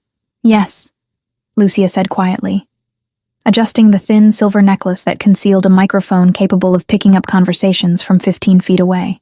"Good. The pen drive is in your portfolio. Inside pocket on the right. Don't reach for it until you're certain no one is watching. The files are set to auto-install the moment it connects to any device. 30 seconds maximum, then remove it." Lucia's hands were steady as she checked her reflection in the visor mirror, but her pulse hammered against her throat. 5 days of training hadn't erased the fundamental truth. She was about to walk into a room full of men who would kill her without hesitation if they discovered who she really was. "Extract team is positioned at 3 points around the building," Joseph continued. "Alexander is monitoring everything from the command vehicle 2 blocks north. The moment you signal distress, we're coming in. Understood?" "Understood. The intermediary who hired you will meet you at the entrance. His name is Marco Vega, low-level cartel associate who handles administrative tasks. He doesn't know anything about you beyond what's in your fake portfolio. Keep your answers short, professional, boring." Lucia closed the visor, taking one steadying breath. She thought about Alexander, about the expression on his face when she'd left Greenwich that morning. He'd kissed her at the door, his hands framing her face, and whispered, "Be smart. Be careful. Come back to me." She intended to do exactly that. "I'm ready," she told Joseph. The sedan pulled up to the warehouse entrance at exactly 2 o'clock. A man in his 30s waited outside, smoking a cigarette, wearing jeans and a leather jacket. Marco Vega. He flicked the cigarette away as Lucia approached, his eyes sweeping over her with casual assessment. "Ana Russo?" he asked in Spanish. "Yes." "You're Marco?" Lucia kept her tone neutral, professional. "Right. Come on. They're waiting inside." He held the door open, revealing a dim corridor that smelled of concrete and old machinery. "You speak Colombian Spanish, yeah? Not Mexican?" "I'm fluent in both dialects. My references should have specified that." Lucia followed him down the corridor, portfolio held against her chest. The building looked abandoned from outside, but inside revealed recent activity. New locks on doors, security cameras in corners, the faint hum of a generator providing power. Whatever. Just make sure the translation is accurate. These guys are paranoid about misunderstandings. Marco led her through a second door, into what had once been a loading area, now converted into a makeshift conference space. A table sat in the center, surrounded by folding chairs. Harsh fluorescent lights hung from chains, casting everything in stark white illumination. 4 men already occupied the room. 3 stood together near the far wall, clearly the Colombian delegation based on their posture and the way they watched everything with alert calculation. The 4th sat at the head of the table, a man in his 50s with graying hair and the kind of stillness that suggested violence held carefully in check. The cartel leader. Lucia recognized him from the surveillance photos Alexander's people had compiled. "This is the translator," Marco announced. "Ana Russo, from the agency." The leader's eyes found Lucia, assessing her thoroughly. "You come recommended?" "I've worked for several businesses in the area," Lucia replied in Spanish, keeping her voice steady. "My references are available if you'd like to verify." "That won't be necessary. We're on a tight schedule." He gestured to a chair positioned between the 2 groups. "Sit there. You translate everything exactly as it said. Nothing added, nothing omitted. We clear? Completely clear. Lucia took the indicated seat, setting her portfolio on the table in front of her. The pen drive felt like it weighed 1,000 pounds inside the inner pocket. One of the Colombians stepped forward, extending his hand. Rafael Cortez. I represent suppliers from Medellin. These are my associates, Diego and Luis. Lucia shook his hand, noting the firmness of his grip, the expensive watch on his wrist, the tailored fit of his suit. This was someone high in the organization, not a middleman.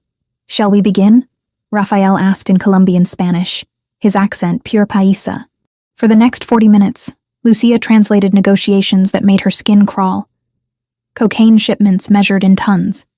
Distribution networks spanning from Baltimore to Boston. Payment structures involving millions of dollars. She kept her face neutral, her voice professional, converting their words with mechanical precision. The cartel leader, whose name she learned was Hector Salazar, reviewed documents spread across the table. Rafael had brought samples, small packages wrapped in plastic that sat beside his briefcase like everyday business materials. The quality is verified? Hector asked. 94% pure. Our processing facilities use the newest techniques, minimal cutting, maximum profit margin for distribution. Rafael's smile was all business. Your people will appreciate the consistency. Lucia translated, her mind tracking everything. The confession to drug trafficking, the admission of international smuggling, the detailed discussion of distribution networks. Every word was being recorded, every admission captured by the microphone hidden in her necklace. We should discuss payment terms, Hector said, pulling a laptop from a bag beneath the table. I have our financial projections for the next quarter, showing how we'll structure the buyback. He opened the laptop, fingers moving over the keyboard. This was the moment. The opportunity Joseph had described. I need to use the restroom, one of the Colombians, Diego, announced suddenly. Down the hall, second door. Marco directed from his position near the entrance. Diego left. Rafael and Luis continued discussing logistics with Hector, their attention focused on the laptop screen showing spreadsheets and financial data. Lucia shifted slightly in her chair, reaching into her portfolio as if retrieving a notepad. Her fingers found the pen drive, a small rectangular device no bigger than her thumb. She kept it palmed in her left hand, waiting. The conversation continued around her. Numbers and percentages and distribution percentages. Rafael leaned closer to the laptop to examine figures, blocking Hector's view for a critical few seconds. Lucia dropped her pen deliberately, letting it roll toward the edge of the table. Excuse me, she murmured, bending to retrieve it. In the motion, her left hand moved beneath the table edge, finding the laptop's USB port by feel. The pen drive slid in smoothly, a barely audible click as it connected. She straightened, pen retrieved, heart hammering so violently she was certain everyone could hear it. The laptop screen flickered for just a moment, the files installing in the background, while the spreadsheet remained visible. 20 seconds. 30. The progress indicator Joseph had described would be nearly invisible on the screen's edge. These projections assume stable supply, Rafael was saying. Any disruption in production affects our ability to deliver. Our supply chain is reliable, Hector insisted. We've maintained consistency for 18 months. 45 seconds. Lucia forced herself to breathe normally, to maintain her neutral translator expression. Diego returned from the restroom, resuming his position with the other Colombians. The pen drive had to come out. If they noticed it, if anyone looked at the right moment, the entire operation collapsed. Lucia cleared her throat softly. Excuse me. I need to mark the contract sections for translation. May I? She gestured toward the papers on the table, closer to the laptop. Go ahead, Hector said, without looking up. She leaned forward, her left hand disappearing beneath the table again. The pen drive slid free, back into her palm, then into her pocket in a single smooth motion. Her training had emphasized economy of movement. Nothing that would draw attention. The files were installed. The modified financial records showing systematic theft from the Colombian suppliers now resided on Hector's laptop, backdated to appear 6 months old, carefully crafted to suggest diversion of funds that Rafael's organization should have received. Let's review the payment schedule one more time, Rafael said, pulling his own tablet from his briefcase. I want to confirm our numbers match yours. Hector pulled up a different spreadsheet. Raphael and his associate studied their tablet, comparing figures. Lucia watched the moment unfold with growing dread and anticipation. The numbers wouldn't match. Couldn't match. Because the files on Hector's laptop now showed significantly different payment amounts than what Raphael's records contained. Wait, Raphael's voice sharpened. This shows $3.2 million for the September shipment. Our records indicate $3.8 million. That's incorrect, Hector said, frowning at his screen. We paid exactly what was invoiced. Show me the transfer documentation. Hector opened another folder on his laptop, clicking through files. With each screen, the discrepancies became more apparent. Payments that didn't match invoices. Transfers showing amounts different from what the Colombians had recorded. 6 months of systematic differences, all suggesting that Hector had been skimming from the top. What is this? Raphael's tone had gone ice cold. You've been stealing from us? I haven't stolen anything. These are our accurate records. But Hector's confusion was genuine. Lucia could see it. He had no idea the files had been modified. No reason to suspect the laptop was compromised. $600,000 missing from September alone. Luis had his own phone out now, pulling up records. October shows similar discrepancies. You've taken over $2 million from our organization. That's impossible. Marco, get our accountant on the phone. But Raphael was already standing, his hand moving inside his jacket. We don't negotiate with thieves. Diego and Luis stood as well, their movements synchronized, hands also moving toward concealed weapons. Marco had gone pale near the door, clearly realizing this business meeting was spiraling into something lethal. You need to calm down, Hector said, his voice dropping into dangerous territory. Whatever your records show, they're wrong. We can verify everything through our banks. Your doctored records mean nothing. Raphael's hand emerged holding a gun, the metal gleaming under the fluorescent lights. You thought we wouldn't notice? That we'd just keep supplying while you robbed us? Hector's chair scraped backward. His own weapon appeared from somewhere beneath the table, pointing directly at Raphael. Put the gun down, now. Not until you explain where our money went. Lucia's hands moved to the edge of the table, tapping out the emergency pattern Joseph had drilled into her. 3 quick taps, pause, 2 taps, pause, 3 more. The signal transmitted through the microphone, reaching the extraction team positioned around the building. The situation exploded in the next second. Raphael fired, the shot deafening in the enclosed space. Hector dove sideways, returning fire. Diego and Luis had their weapons out, shooting at Marco, who'd pulled his own gun. The warehouse filled with the sharp crack of gunfire, the smell of cordite, shouting in Spanish and English. Lucia threw herself under the table, crawling toward the wall. Her training kicked in. Move, create distance, stay low, don't be a target. Bullets struck metal and concrete, ricocheting with terrifying whines. Glass shattered somewhere. Doors burst open with explosive force. New voices shouted commands in English. Federal agents, drop your weapons. Hands where we can see them. Alexander's extraction team came through a side entrance simultaneously. Armed men in tactical gear moving with military precision. The combination of FBI agents and Alexander's people filled the warehouse, surrounding the combatants from multiple angles. Hector tried to run, making it 3 steps before Joseph tackled him, driving him face first into the concrete floor. Raphael and his associates were on their knees within seconds, FBI agents securing their hands with zip ties while reading them their rights. Lucia stayed under the table, arms wrapped around her head, until she heard Joseph's voice. Clear. Get her out. Hands pulled her gently from beneath the table, Joseph's face appearing in her field of vision. You hurt? No. I don't think so. Her voice came out shaky, her ears still ringing from the gunfire. Good. Let's move. We need you away from here before anyone starts asking questions the FBI can't answer.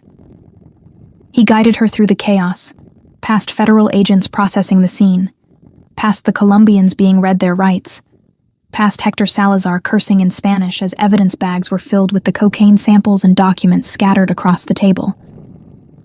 The unmarked sedan was running, door already open. Lucia collapsed into the back seat, adrenaline draining away and leaving her trembling. The driver pulled away from the warehouse immediately, taking side streets away from the growing cluster of law enforcement vehicles converging on the location. 2 blocks away, the sedan stopped beside a black SUV. The door opened and Alexander was there, reaching for her, pulling her out and into his arms in one motion. Lucia buried her face against his chest, finally allowing herself to shake. "You're okay," he murmured against her hair. "You're safe. I've got you." "It worked," she managed. "The files. The Colombians saw them. Everything worked." "I know. We heard everything." He pulled back just enough to check her face, her arms, verifying she was truly unharmed. "You did exactly what you were supposed to do. The FBI has everything they need. You coordinated with them? 3 days ago.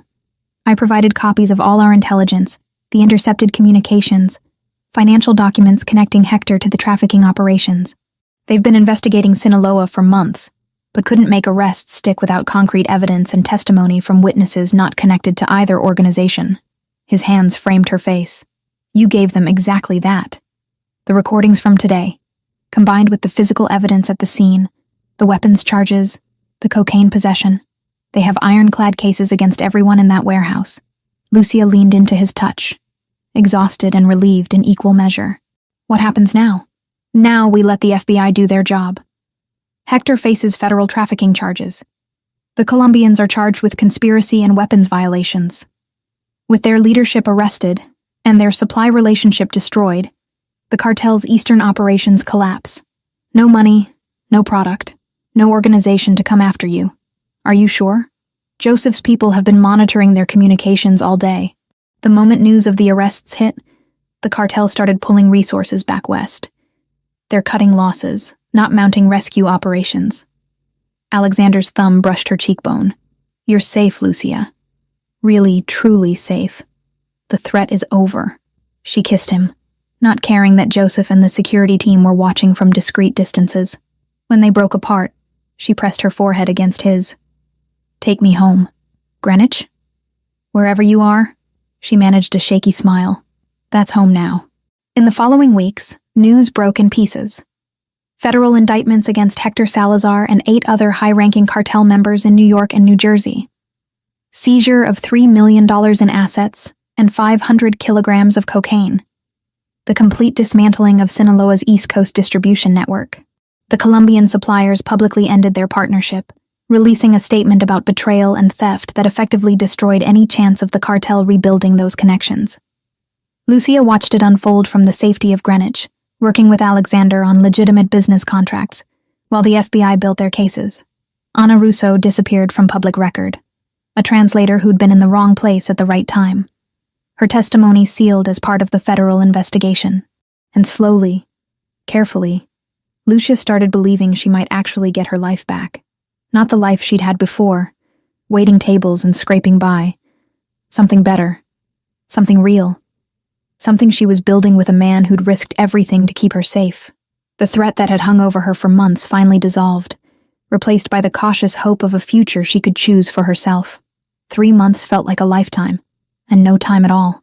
Lucia stood in front of the full-length mirror in the Greenwich bedroom, adjusting the dress she'd chosen for tonight. The fabric was a rich amber gold that caught the light when she moved, fitted through the bodice before flowing into a skirt that ended just above her knees. Professional but elegant, confident without being flashy. She barely recognized herself. Not just the dress, or the way her hair had been styled in soft waves instead of her usual practical ponytail, but the expression on her face.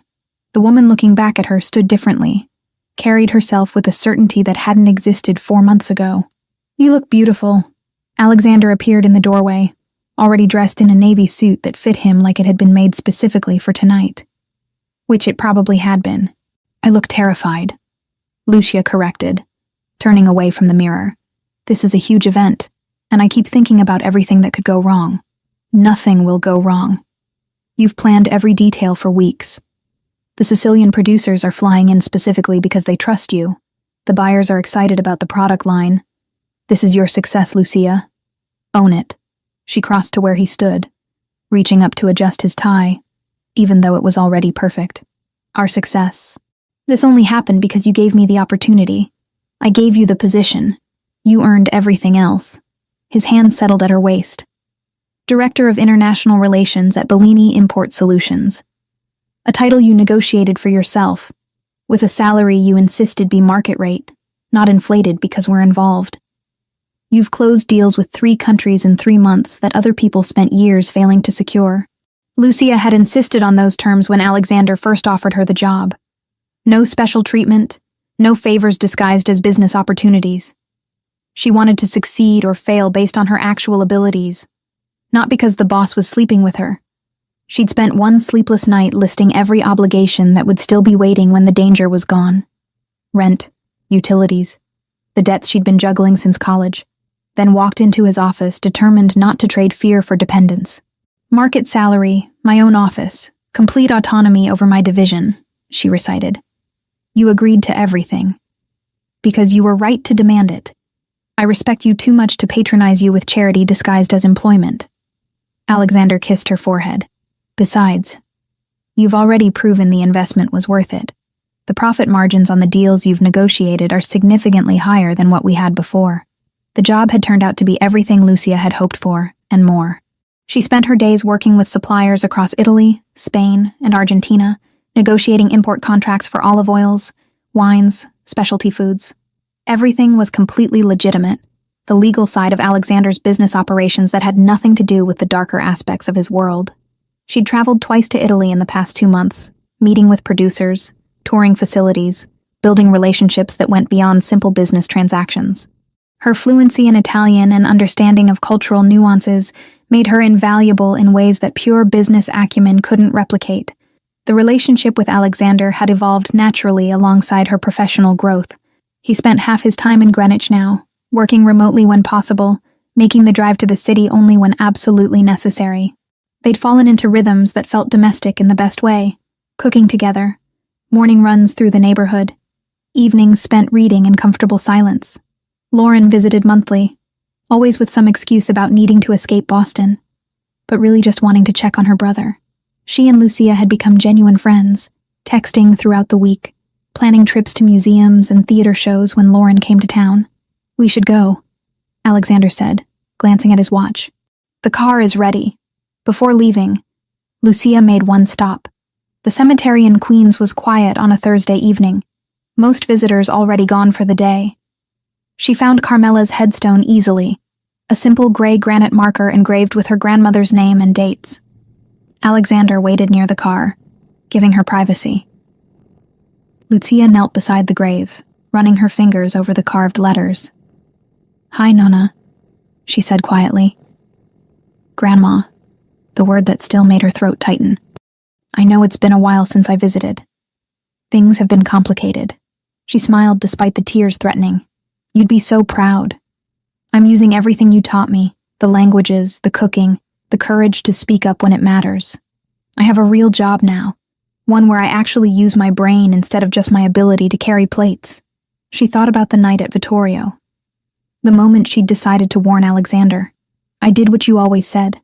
I didn't turn away from someone in danger, even though it was terrifying, and somehow that led to all of this, a life I never imagined I could have." Lucia placed the small bouquet of flowers she'd brought against the headstone.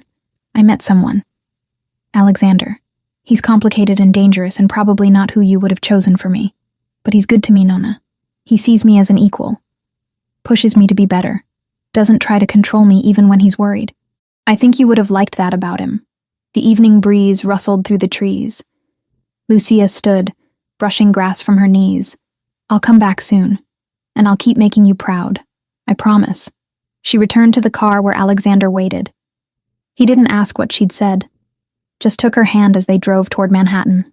The event was being held at Vittorio, the same restaurant where everything had begun. Alexander had purchased a partial ownership stake in the business 2 months ago, replacing the previous management with people he trusted. He'd insisted on having the launch there despite Lucia's initial reluctance.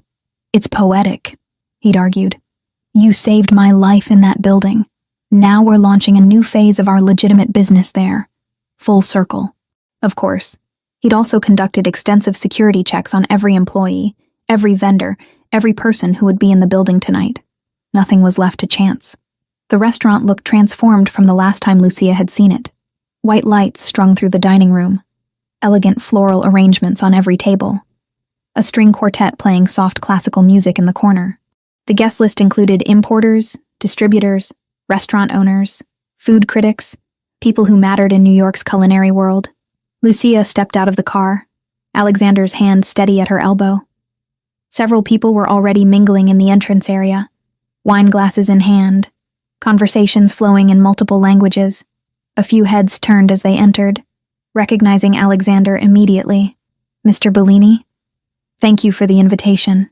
A restaurant owner Lucia had met during negotiations approached, shaking Alexander's hand before turning to her.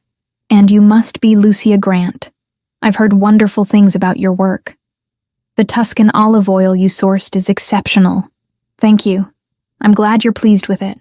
Lucia shook his hand, slipping into the professional persona she'd developed over the past months. Confident, knowledgeable, approachable. More introductions followed. Lucia worked the room naturally, switching between English, Italian, and Spanish depending on who she was speaking with. She discussed harvest conditions in Tuscany with one importer, explained the unique qualities of Sicilian wine with another, laughed at stories about difficult negotiations with a third.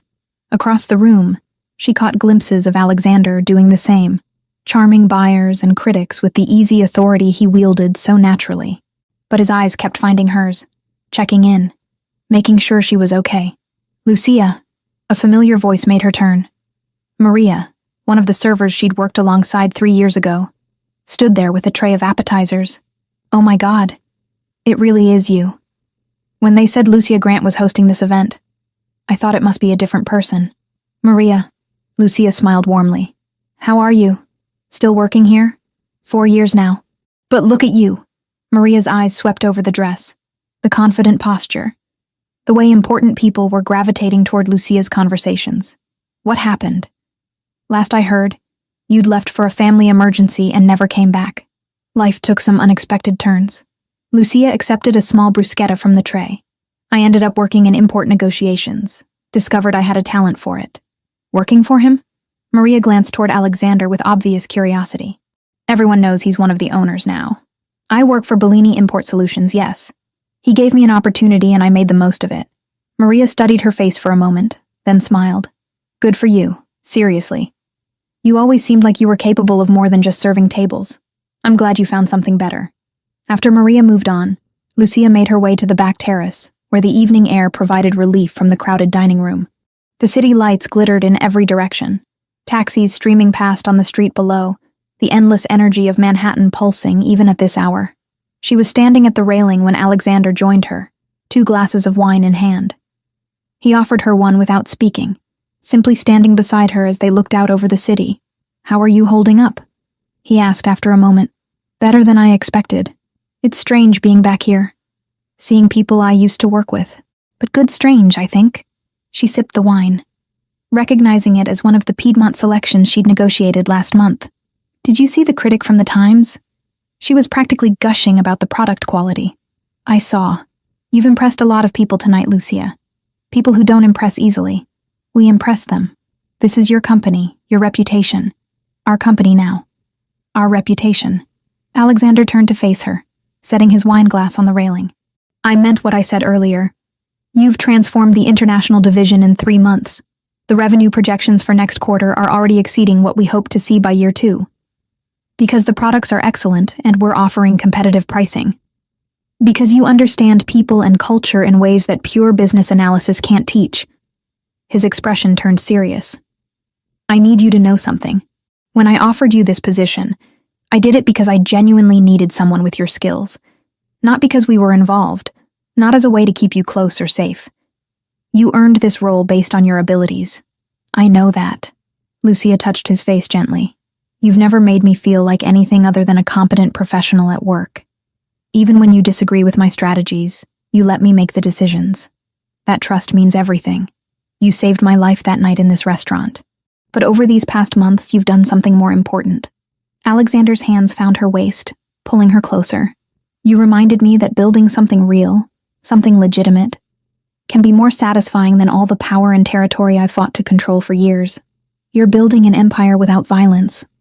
That's what your sister said she always hoped you'd do. I'm building a life. A real one. With someone who sees me as more than just the boss of a criminal organization." He kissed her softly. "Thank you for taking a chance on me, Lucia. For trusting that I could be more than what I was. Thank you for letting me be exactly who I am without trying to change me or protect me so much I can't function." She rested her forehead against his. We're good together. Not perfect, but good. Better than good. Alexander pulled back slightly. I know it's only been a few months since all the chaos settled. I know we're still figuring out what this relationship looks like long term.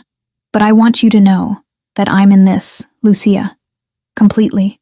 Whatever the future holds, I want to build it with you. No dramatic proposals, she teased. No rings presented on terraces overlooking the city? Not yet. When that happens, and it will, I want it to be because we both know exactly what we're choosing. Not because of adrenaline or gratitude or proximity during crisis. His smile turned genuine. Besides, you'd probably negotiate the terms of any engagement anyway. Lucia laughed, the sound genuine and free. Probably. I'd want clear understanding about expectations, division of responsibilities, long-term goals. See? This is why we work. You approach commitment like a business contract, and I find that incredibly attractive. They stood wrapped in each other for a few more moments, before the sounds of the party drew them back inside. The evening continued successfully. Deals were discussed, contacts were exchanged, critics praised the quality of every product they sampled. Near midnight, as the final guests were leaving, Lucia found herself back in the main dining room that had once been her workplace. The tables where she'd served countless meals now hosted empty wine glasses and dessert plates from her own event. The kitchen where she'd grabbed rushed orders now produced food sourced through contracts she'd negotiated. Quite the transformation, Joseph commented, appearing beside her with his usual quiet efficiency. From server to executive in 4 months. Not many people could pull that off. I had good support. And motivation. Lucia glanced at him. Thank you, by the way. For everything during the operation. I know you thought it was too risky. It was too risky. But you handled yourself well. Joseph's expression remained neutral, but his tone carried approval. The boss is different since you came into his life. More focused on the legitimate operations. Less interested in the territorial disputes that used to consume most of his energy. That's good for everyone. After Joseph moved away to coordinate the security team's departure, Alexander found Lucia again. The restaurant was nearly empty now, staff cleaning tables, the quartet packing their instruments. Ready to go home? He asked. Home. Not his house or her apartment or any specific location, just the concept of wherever they were together. Yes, Lucia said. Let's go home. They walked out of Vittorio together, equal partners leaving behind the place where their story had begun in crisis and fear. The car waited at the curb, but before they got in, Alexander pulled Lucia into one more kiss under the Manhattan streetlights. To new beginnings, he murmured against her lips. To building something real, she replied. The car pulled away from the restaurant, carrying them back toward Greenwich, toward the life they were constructing together. A legitimate empire built on actual business rather than intimidation. A partnership based on respect and trust rather than obligation or debt. Lucia looked out the window as Manhattan's lights blurred past, thinking about the journey from frightened waitress to confident executive, from woman hiding in safe houses to someone building her own future on her own terms. 4 months ago, she'd made a choice to speak up despite the danger. That choice had cost her the small, safe life she'd been living, but it had given her something infinitely better, the chance to become who she was always meant to be.